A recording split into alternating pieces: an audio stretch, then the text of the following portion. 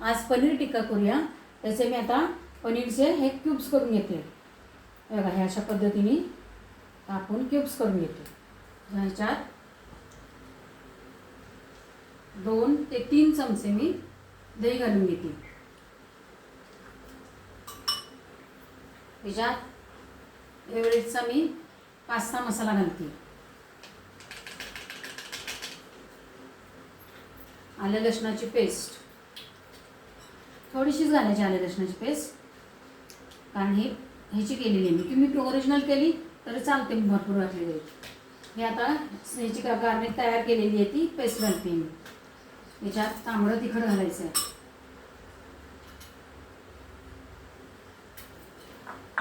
कस्तुरी मेथी, हे हर्ब्स घालून घेते मी ह्याच्यामध्ये थोडेसे।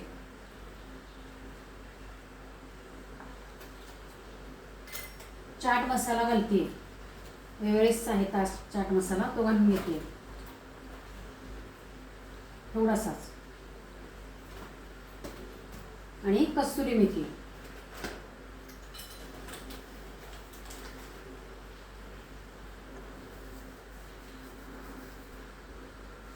कस्तुरी मेथी आता त्यात मी थोडंसं मीठ घालणार आहे।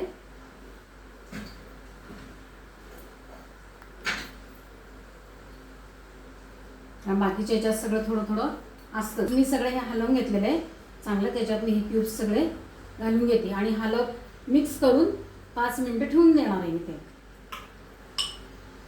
भिजून झालेले आहे, ह्याच्यात मुरलेलं आहे। माझं कॉर्नफ्लॉवर टाकायचं राहिलं होतं ते टाकलं मी थोडं आणि ठेवलं होतं 5 मिनिटं। आता मी हे तेलामध्ये थोडंसं परतून घेणार।